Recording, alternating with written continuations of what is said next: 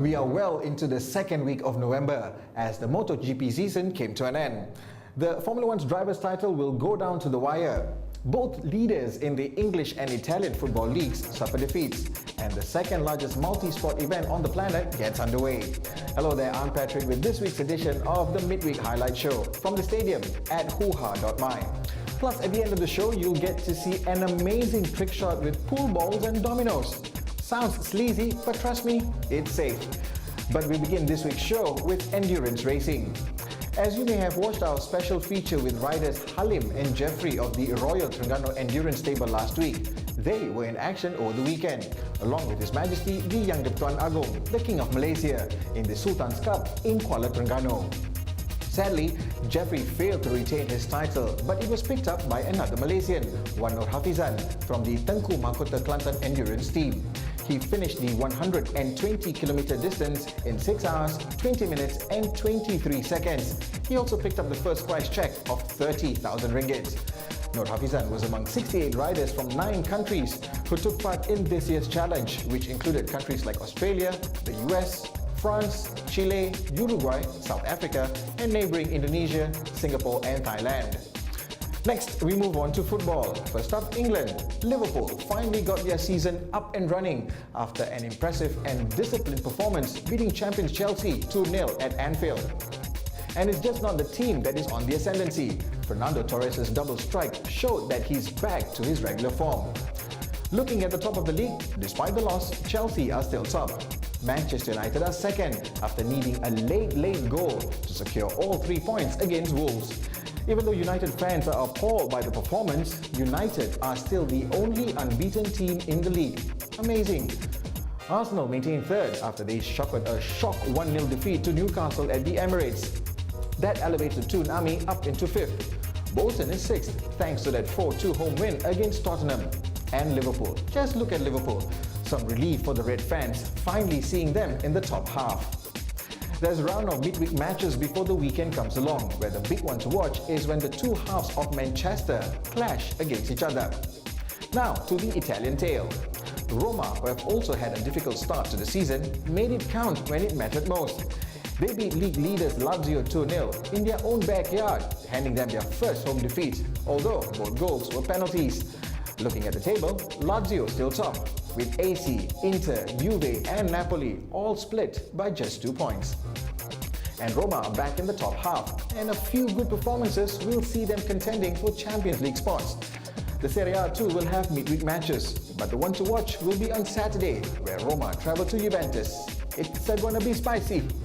Alright, moving swiftly to the German Bundesliga. After 11 matches, finally there's some space between the top two, and it was Mainz who slipped, losing 1-0 to Freiburg, while Borussia Dortmund came away with all 3 points, thumping Hannover 4-0, and that's 2 away wins on the trot for Dortmund. Wins for Leverkusen and Eintracht Frankfurt sees them in 3rd and 4th. And what do you know, Bayern Munich slipped down again, only after managing an exciting 3-0 draw away at Borussia Mönchengladbach. Just love saying that name, Borussia Mönchengladbach.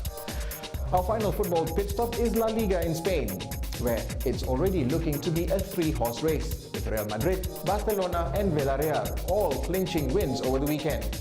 Real earned a 2-0 home win against neighbours Atletico. Barca were 3-1 winners at Getafe, and Villarreal had it easy against Bilbao. The scoreline was 4-1. Espanyol moved into 4th after a home win against Malaga, and Valencia's loss to Sevilla on Monday night, and that also moves up Sevilla up into 6th.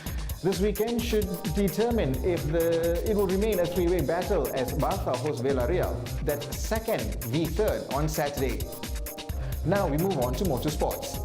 The 2010 Moto GP season concluded over the weekend at Valencia as Jorge Lorenzo ended his championship-winning season with another win, his 9th of the season. Casey Stoner was 2nd, while Lorenzo's outgoing teammate and former champion Valentino Rossi, who is moving to Ducati, was 3rd. And this is how they finished in the riders' standings. Lorenzo's consistent form sees him finish with a 138-point cushion. Dani Pedrosa finished in 2nd, while Rossi was 3rd.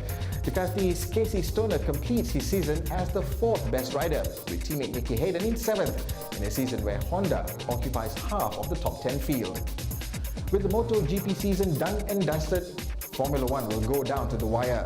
The Brazilian GP saw the Red Bulls in roaring form, finishing first and second, with championship leader Fernando Alonso taking the final podium spot and maintaining his lead in the standings.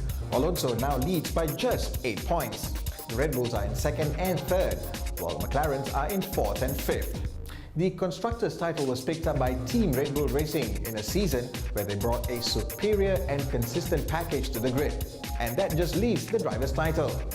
The outcome over the weekend sets us up for a grand finale this weekend at the spectacular Yas Marina Circuit in Abu Dhabi. If Webber wants to win his first title, he must win the race, with Alonso finishing no higher than third. And that's just one of the scenarios, as the other permutations are just too complex for me to rattle on and confuse you. So you just have to watch the race. Also to look forward this week onwards is the Asian Games in Guangzhou. It's the second largest multi-sport event on the planet. After the successful outing at the Commonwealth Games last month, the National Sports Council has set a target of 9 gold medals. Let's just wish our athletes all the best and hope that they will rise to the occasion once again. And before we wrap up, I'm going to leave you with an amazing trick using pool balls and dominoes. So enjoy this week's parting shot. Until next time from the stadium at Hoohaa.my, stay safe.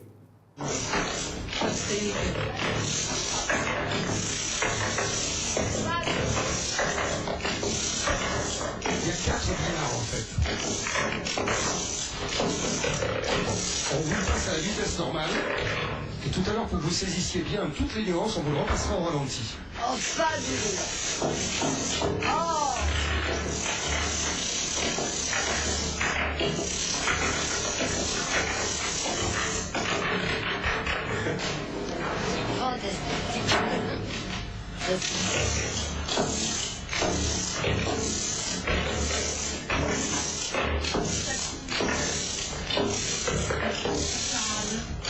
Ça sert à rien. Ben oui, moi je trouve que c'est une perte de temps incroyable. Ça sert à rien, mais bien sûr que ça sert à rien. Il semblait faire que des choses qui servent à quelque chose. C'est con une fille, hein. C'est con une fille. C'est con une fille, hein.